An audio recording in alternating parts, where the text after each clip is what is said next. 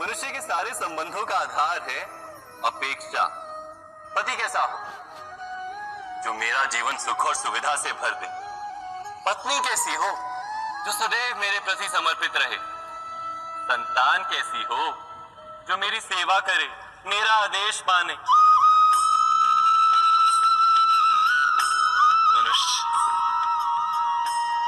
मनुष्य उसी को प्रेम भी कर पाता है जो उसकी अपेक्षा पूर्ण करता है, और अपेक्षा की तो नियति है भंग होना। कैसे? क्योंकि अपेक्षा मनुष्य के मस्तिष्क में जन्म लेती। कोई अन्य व्यक्ति उसकी अपेक्षाओं के बारे में जान ही नहीं पाता। पूर्ण करने की प्रामाणिक इच्छा हो तब भी कोई मनुष्य किसी की अपेक्षाओं को पूर्ण नहीं कर पाता, और वहां से जन्म लेता है संघर्ष। सारे संबंध संघर्ष में परिवर्तित हो जाते हैं, पर मनुष्य अपेक्षा को संबंध का आधार ना बनाए और स्वीकार करे केवल संबंध का आधार, तो क्या ये जीवन स्वयमेव सुख और शांति से नहीं भर जाएगा? स्वयं विचार कीजिएगा।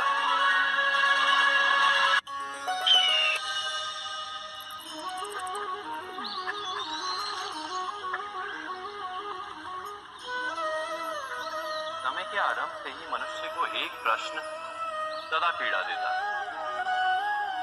कि वो अपने संबंधों में अधिकतम सुख और कम से कम दुख किस प्रकार प्राप्त कर सकता है। क्या आपके सारे संबंधों ने आपको संपूर्ण संतोष दिया है? विचार कीजिए। हमारा जीवन संबंधों पर आधारित है, हमारी सुरक्षा संबंधों पर आधारित है। इसी कारण हमारे जीवन के सारे सुखों का आधार भी संबंध है। किंतु फिर भी हमें संबंधों में ही अधिकतर दुख क्यों प्राप्त होते हैं? सदा ही संघर्ष भी संबंधों से ही उत्पन्न क्यों हो जाते हैं? कभी विचार किया? जब कोई व्यक्ति किसी अन्य व्यक्ति के विचार अथवा कार्य को स्वीकार नहीं करता, उसमें परिवर्तन करने का प्रयत्न करता है, तो संघर्ष जन्म लेता है।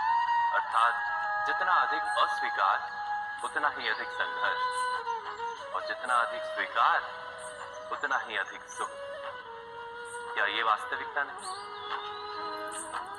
यदि मनुष्य स्वयं अपनी अपेक्षाओं पर अंकुश रखे, अपने विचारों को परखे, किसी अन्य व्यक्ति में परिवर्तन करने का प्रयत्न ना कर स्वयं अपने भीतर परिवर्तन करने का प्रयास करे, तो क्या संबंधों में संतोष प्राप्त करना इतना कठिन? अर्थात क्या स्वीकार ही संबंध का वास्तविक अर्थ नहीं? स्वयं विचार कीजिए।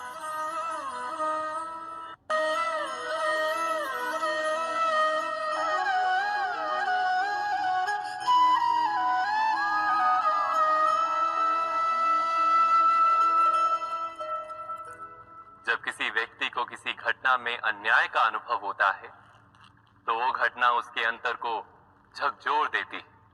समस्त जगत उसे अपना शत्रु प्रतीत होता है। अन्याय लगने वाली घटना जितनी बड़ी होती है, मनुष्य का हृदय भी उतना ही अधिक विरोध करता है। उस घटना के उत्तर में वो न्याय मांगता है, और ये योग्य भी है।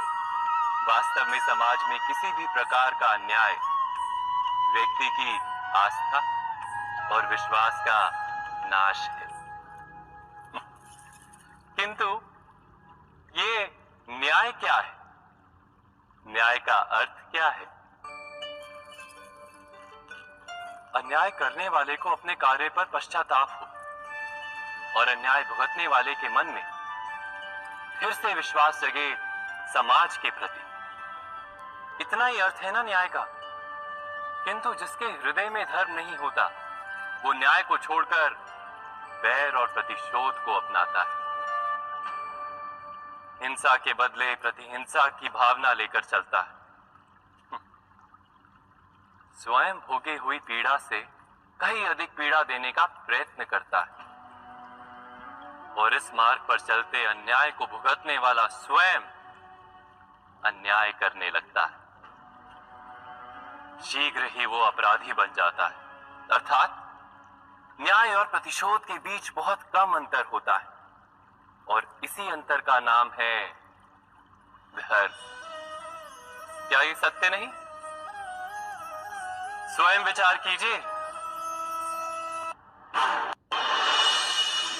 दो व्यक्ति जब निकट आते हैं तो एक दूसरे के लिए सीमाएं और मर्यादाएं निर्मित करने का प्रयत्न अवश्य करते हैं।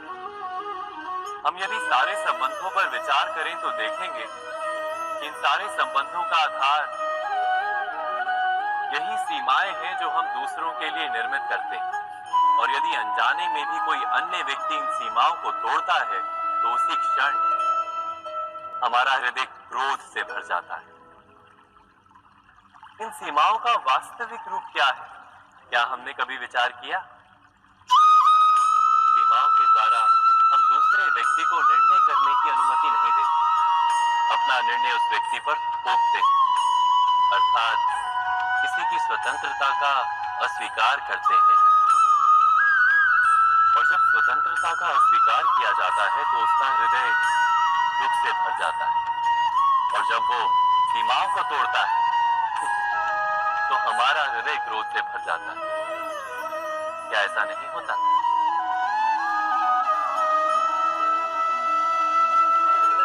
पर यदि एक दूसरे की स्वतंत्रता का सम्मान किया जाए तो किसी मर्यादाओं या सीमाओं की आवश्यकता ही नहीं होती। अर्थात जिस प्रकार स्वीकार किसी संबंध का देह है, क्या वैसे ही स्वतंत्रता किसी संबंध की आत्मा नहीं? स्वयं विचार कीजिए।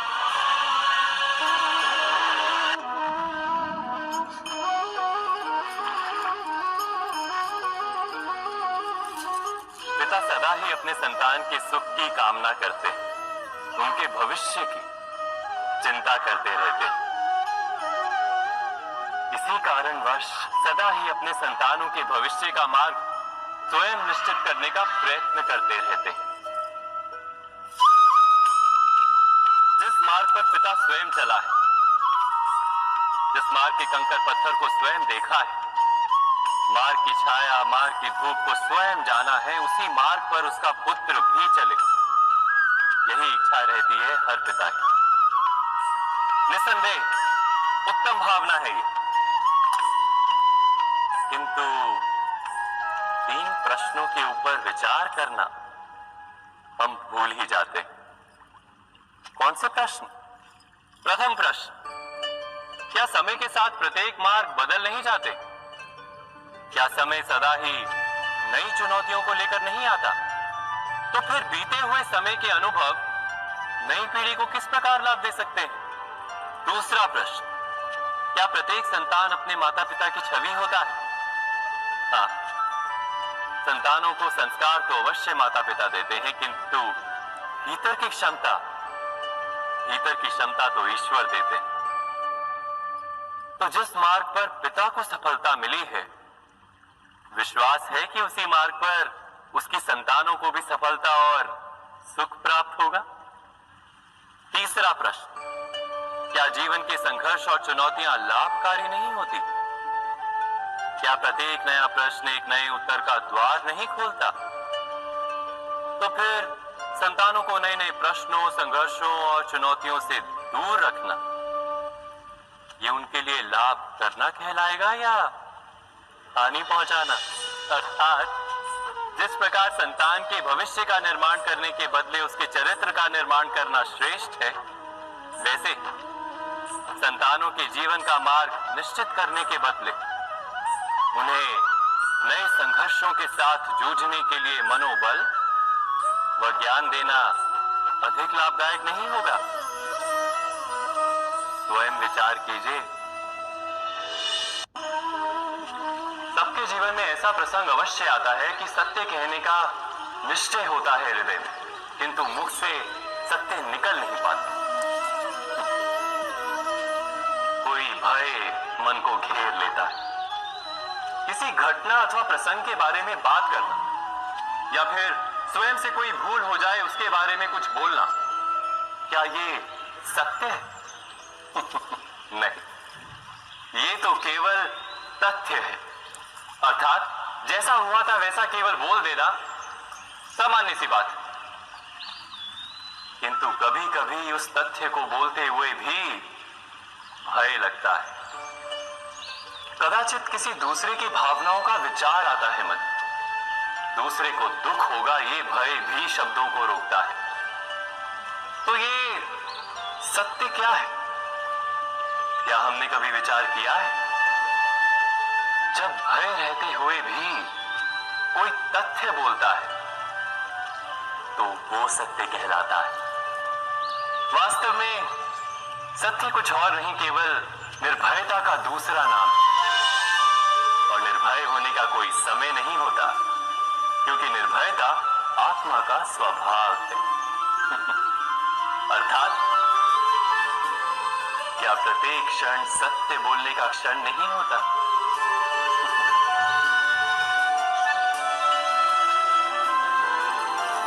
स्वयं विचार कीजिए। जब भी किसी की आशा और इच्छा भंग होती है तो उसका हृदय क्रोध से भर जाता है। जिस व्यक्ति को वो अपना अपराधी समझता है उसे दंड देने का प्रयत्न करता है। पर क्या हमारी इच्छा या आशा का भंग होना क्या सदा ही किसी का अपराध होता है? इच्छाओं के अपूर्ण रहने के तो कई कारण हो सकते हैं। कुछ तो संजोग के कारण अधूरी रह जाती हैं और कुछ नियति के कारण। और कभी कभी इच्छाओं का स्वरूप ही ऐसा होता है कि वो पूर्ण नहीं हो पाती। बिना परिस्थिति पर विचार किए किसी को अपराधी मान लेना न्याय नहीं, प्रतिशोध है। न्याय का आधार तो दया है, करुणा है, और प्रतिशोध का आधार क्रोध, अहंकार। अर्थात हृदय में करुणा धारण किए बिना किसी के अपराध के विषय में विचार करना, किसी को दंड देना, क्या अपने आप में ही अन्याय नहीं? स्वयं विचार कीजिए।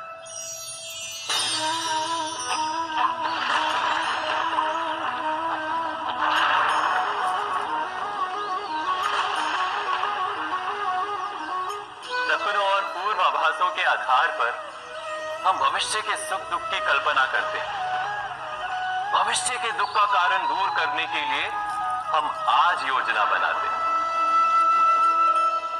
किंतु कल के संकट को आज निर्मूल करने से हमें लाभ मिलता है या हानि पहुंचती है? ये प्रश्न हम कभी नहीं करते। सत्य तो ये है कि संकट और उसका निवारण साथ जन से, व्यक्ति के लिए भी और सृष्टि के लिए भी। नहीं, आप अपने भूतकाल का स्मरण कीजिए, इतिहास को देखिए। आप तुरंत ही ये जान पाएंगे कि जब जब संकट आता है तब तब उसका निवारण करने वाली शक्ति भी जन्म लेती है। यही तो जगत का चलन है।